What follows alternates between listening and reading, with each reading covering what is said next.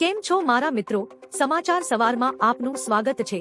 વિડીયોમાં જોડાયેલા નવા દર્શકો ચેનલને સબસ્ક્રાઇબ કરી લો અને જૂના દર્શકો વિડીયોને લાઇક કરી દો। તો ચાલો જોઈએ આજના તાજા અને સૌથી મોટા સમાચાર। ગુજરાતમાં આગામી 3 દિવસ ભારે વરસાદની આફત। હવામાન વિભાગે આગામી 3 દિવસ ગુજરાતમાં અનેક જિલ્લાઓમાં ભારેથી અતિભારે વરસાદની આગાહી કરી છે। દક્ષિણ ગુજરાતના વલસાડ, નવસારી અને ડાંગમાં ધોધમાર વરસાદ સાથે 40 થી 50 કિમીની ઝડપે પવન ફૂંકાશે, જ્યારે અમરેલી અને ભાવનગરમાં પણ મેઘમહેર યથાવત રહેશે। અમદાવાદમાં વાદળછાયા વાતાવરણ વચ્ચે ગાજવીજ સાથે વરસાદી ઝાપટા પડશે, જેનાથી મહત્તમ તાપમાન 30 ડિગ્રી સુધી ગગડ્યું છે। નવસારીમાં આભ ફાટ્યું। નવસારીમાં 24 કલાકમાં 16 ઇંચ વરસાદ ખાબકતા અડધું શહેર પાણીમાં ગરકાવ થયું છે। શહેરના અનેક વિસ્તારો બેટમાં ફેરવાતા જનજીવન પ્રભાવિત થયું છે। બજારોમાં વરસાદી પાણી ભરાતા સમગ્ર વ્યાપાર ઠપ થયો છે। વરસાદ પગલે નદીઓમાં પૂર જેવી સ્થિતિ સર્જાતા નદી પટના લોકોને નદી નજીક ન જવા સલાહ અપાઈ છે। જોકે આ આફત વચ્ચે આજે રેડ એલર્ટ અપાતા તંત્ર હાઈ એલર્ટ પર છે। પીએમ મોદીની ઇન્ડોનેશિયાના બ્રહ્માનંદ હિન્દુ મંદિરની મુલાકાત। પીએમ મોદી બુધવારે તેમના ઇન્ડોનેશિયા પ્રવાસના ત્રીજા અને અંતિમ દિવસે 1000 વર્ષ જૂના દેશના સૌથી મોટા હિન્દુ મંદિર બ્રહ્માનંદ પહોંચ્યા હતા। તેમણે મંદિરના જીર્ણોદ્ધાર પ્રોજેક્ટનું ઉદ્ઘાટન કર્યું અને આરતી કરી આશીર્વાદ લીધા હતા। તેમની સાથે ઇન્ડોનેશિયાના રાષ્ટ્રપતિ પ્રબોવો સુબિયાન્તો પણ હાજર હતા। પીએમ મોદીએ પ્લેનમાંથી મંદિરનો સુંદર નજારો સોશિયલ મીડિયા પર શેર કર્યો હતો। સુરતમાં બીજા દિવસે પણ જળબંબાકાર। સુરતમાં ભારે વરસાદ બાદ સતત બીજા દિવસે પણ અનેક વિસ્તારો અને મુખ્ય રસ્તાઓ પાણીમાં ગરકાવ છે। વેંજા સુરત મુખ્ય માર્ગ પર ઘૂંટણસમાં પાણી ભરાતા તે સંપૂર્ણ બંધ થયો છે, જેથી વાહનચાલકોને કામરેજ થઈને લાંબો ફેરો ખાવાની ફરજ પડી રહી છે। નીચાણવાળા વિસ્તારોમાં પાણી ન ઓસરતા તંત્રની પ્રિમોન્સૂન કામગીરીની પોલ ખુલી ગઈ છે અને સવારથી જ ભારે ટ્રાફિક જામ સર્જાયો છે। ઉમરપાડામાં 2 કલાકમાં 4 ઇંચથી જળબંબાકાર। ગુજરાતમાં 24 કલાકમાં સુરત જિલ્લામાં ભારે વરસાદે તબાહી મચાવી છે। પલસાણા તાલુકામાં 18 ઇંચ અને કામરેજમાં 17.5 ઇંચ વરસાદ ખાબક્યો છે, જ્યારે નવસારીમાં 15.25 ઇંચ અને સુરત શહેરમાં 14 ઇંચ વરસાદ નોંધાયો છે। આ ઉપરાંત ઉમરપાડામાં રાત્રે માત્ર 2 કલાકમાં 4 ઇંચ વરસાદ પડતા સર્વત્ર જળબંબાકારની સ્થિતિ સર્જાઈ છે અને જનજીવન પ્રભાવિત થયું છે। ગુજરાતમાં ચાંદીપુરા વાયરસથી 2ના મોત। પંચમહાલમાં ચાંદીપુરમ વાયરસના કારણે 2 બાળકોના મોત થતા ચિંતા ફેલાઈ છે। ગોધરા તાલુકાના સરદારપુરા અને વિંઝોલ ગામમાંથી કેસ નોંધાયા હતા। બંને બાળકોને ગોધરા સિવિલ બાદ વડોદરામાં સારવાર અપાઈ હતી, પરંતુ બચાવી શકાયા નહીં। આ વાયરસ મુખ્યત્વે 0 થી 15 વર્ષના બાળકોમાં મગજના તાવનું કારણ બને છે અને સેન્ડ ફ્લાયથી ફેલાય છે। આરોગ્ય વિભાગે કામગીરી શરૂ કરી છે। હર્ષ સંઘવીની મોટી જાહેરાત। ગાંધીનગર સ્થિત એનએફએસયુ ખાતે આયોજિત એક ભવ્ય કાર્યક્રમમાં નાયબ મુખ્યમંત્રી હર્ષ સંઘવીએ મોટી જાહેરાત કરી છે। તેમણે કહ્યું કે આગામી વર્ષોમાં રાજ્ય પોલીસ વિભાગમાં કુલ 50,000 જેટલી નવી જગ્યાઓ પર ભરતી કરવામાં આવશે। વધુમાં તેમણે પોલીસ હેડક્વાર્ટરના ગ્રાઉન્ડ હવે ઉમેદવારોની ટ્રેનિંગ માટે ખુલ્લા મૂકવાનું એલાન કર્યું હતું। ભરતીનો ઉદ્દેશ્ય રાજ્યમાં કાયદો અને વ્યવસ્થાને વધુ મજબૂત બનાવવાનો છે।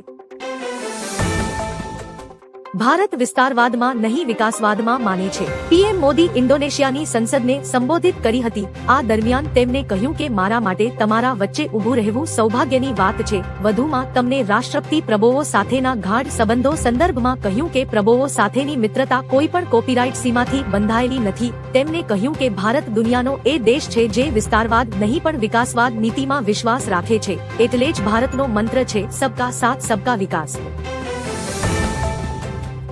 ભારત ઇન્ડોનેશિયા બનાવશે પોતાનું હોર્મુઝ। ભારત અને ઇન્ડોનેશિયાએ મલક્કાની ખાડીના પ્રવેશદ્વાર પર સ્થિત સબાંગ પોર્ટના સંયુક્ત વિકાસ માટે કરાર કર્યો છે। પીએમ મોદી અને રાષ્ટ્રપતિ પ્રબોવોએ આ સમજૂતી પર હસ્તાક્ષર કર્યા છે। ભારતના ઇન્દિરા પોઈન્ટથી માત્ર 160 કિલોમીટર દૂર સ્થિત આ બંદર હિન્દ મહાસાગરમાં નવું હોર્મુઝ બનશે। આ પગલાથી દર વર્ષે $2800 અબજ વેપાર કરતા ચીનની દરિયાઈ લાઇફલાઇન પર ભારતનો પ્રભાવ મજબૂત થશે। પેટ્રોલ અંગે સરકારનો મોટો નિર્ણય। પેટ્રોલમાં 20% ઇથેનોલ ભેળવવાના વિરોધ વચ્ચે તેની માત્રા વધારીને 25% કરવાની યોજના સરકાર હાલ પૂરતી ટાળી શકે છે। ARAIના એક અહેવાલ મુજબ જૂની E10 ગાડીઓમાં E20 ઇંધણનો ઉપયોગ કરવાથી ફ્યુઅલ સિસ્ટમના રબરના પાર્ટ્સ ખરાબ થવાની અને માઇલેજ ઘટવાની ફરિયાદો ઉઠી છે। આથી સરકાર હવે ઉતાવળ કરવાને બદલે આ પ્રક્રિયા ધીમે ધીમે અને વ્યવસ્થિત રીતે લાગુ કરવા માંગે છે. સુરતમાં વરસાદી તબાહીથી 10 લોકોના મોત. સુરતમાં છેલ્લા 24 કલાકમાં પડેલા ભારે વરસાદે ભારે તારાજી સર્જી છે. પૂરની સ્થિતિ વચ્ચે અલગ અલગ વિસ્તારોમાં 10 લોકોના મોત થયા છે. તેમાં 9 લોકો પૂરના પાણીમાં ડૂબી જવાથી અને એક 20 વર્ષીય યુવકનું કરંટ લાગવાથી મોત થયું હોવાનું સામે આવ્યું છે. છેલ્લા 3 દિવસમાં સુરતમાં કુલ 19 લોકોના જીવ ગયા છે. સતત વરસાદ અને પૂરની સ્થિતિને પગલે શહેરમાં શોક અને ચિંતાનો માહોલ છવાયો છે. ચોમાસામાં વરસાદી તૈયારી સાથે રાજ્ય સરકાર સતર્ક. ચોમાસામાં સંભવિત વરસાદ અને પૂરની સ્થિતિને પહોંચી વળવા રાજ્ય સરકાર સંપૂર્ણ સજ્જ છે. ગાંધીનગરમાં SCOC ખાતે રાહત નિયામક સુભાષ સાવલિયાના અધ્યક્ષસ્થાને વેધર વોચ ગ્રુપની ઉચ્ચ સ્તરીય બેઠક યોજાઈ હતી. બેઠકમાં ઝીરો કેઝ્યુઅલ્ટીના અભિગમ સાથે વહીવટી તંત્રની પૂર્વ તૈયારીઓની વિગતવાર સમીક્ષા કરવામાં આવી. કોઈપણ અકસ્માતને ટાળવા માટે તમામ વિભાગોને સૂચનાઓ આપવામાં આવી છે. વાયનાડ ભૂસ્ખલનમાં 3 લોકોના મોત જ્યારે 7 હજુ ગાયબ. વાયનાડમાં ટનલ રોડ પ્રોજેક્ટના નિર્માણ દરમિયાન કલાડી સ્થિત મીનાક્ષી બ્રિજ પાસે ભૂસ્ખલન થયું હતું. આ ઘટનામાં 3 લોકોના કરુણ મોત થયા હતા જ્યારે 7 લોકો ઘાયલ થયા હતા. જો કે સમગ્ર ઘટનાનો CCTV વિડીયો પણ સામે આવ્યો છે, જેમાં ભૂસ્ખલનના ભયાનક દ્રશ્યો કેદ થયા છે. અહીં મલપ્પુરમ વાયનાડ ટનલ પ્રોજેક્ટનું નિર્માણ કાર્ય ચાલી રહ્યું છે. ટનલમાંથી માટી કાઢીને બહાર એકઠી કરવામાં આવી હતી. વરસાદને કારણે માટી ધસી પડી, જેના કારણે વૃક્ષો ઉખડી ગયા અને બેરિકેડ પણ તણાઈ ગયા હતા. ભારે વરસાદથી જળાશયોમાં પાણીની આવક. ચોમાસાની શરૂઆત સાથે જ ગુજરાતના જળાશયોમાં પાણીની આવક વધી રહી છે. હાલમાં રાજ્યના 11 ડેમ હાઈ એલર્ટ પર છે, જ્યારે 3 ડેમ એલર્ટ અને 11 ડેમ ચેતવણી પર મૂકવામાં આવ્યા છે. રાજ્યના 5 ડેમ 100% વધુ ભરાઈ ગયા છે, જ્યારે 17 ડેમમાં 70% વધુ પાણી સંગ્રહિત થયું છે. કુલ 206 ડેમોમાં હાલ 40% પાણી જમા છે. સરદાર સરોવર નર્મદા ડેમમાં પણ 65% પાણી છે અને સતત મોનિટરિંગ ચાલુ છે. આકાશી આફતમાં એકસાથે 63 પશુઓના મોત. કલોલના મોટી ભોયણમાંથી હૃદયદ્રાવક ઘટના સામે આવી છે. રવિવારના ભારે વરસાદ દરમિયાન આકાશી વીજળી પડતા એકસાથે 62 બકરાના કરુણ મોત થયા હતા. ઘટના બાદ પશુપાલક પરિવાર આપ ફાટ્યું તૂટી પડ્યું હતું. પશુપાલક પર જીવન ગુજરી રહેલા આ પરિવારના 62 બકરા સહિત એક ગાય પર વીજળી ત્રાટકી હતી. જો કે ગરીબ પશુપાલકને સરકાર પાસેથી યોગ્ય વળતર મળે તેવી માંગ ઉઠી છે. શું હવે પેટ્રોલ ડીઝલ સસ્તું થશે? સાઉદી અરબે એશિયાઈ ગ્રાહકો માટે અરબ લાઇટ ક્રૂડ ઓઇલના સત્તાવાર વેચાણ ભાવમાં પ્રતિ બેરલ $11નો ઘટાડો કર્યો છે, જે છેલ્લા 26 વર્ષનો સૌથી મોટો માસિક ઘટાડો ગણાય છે.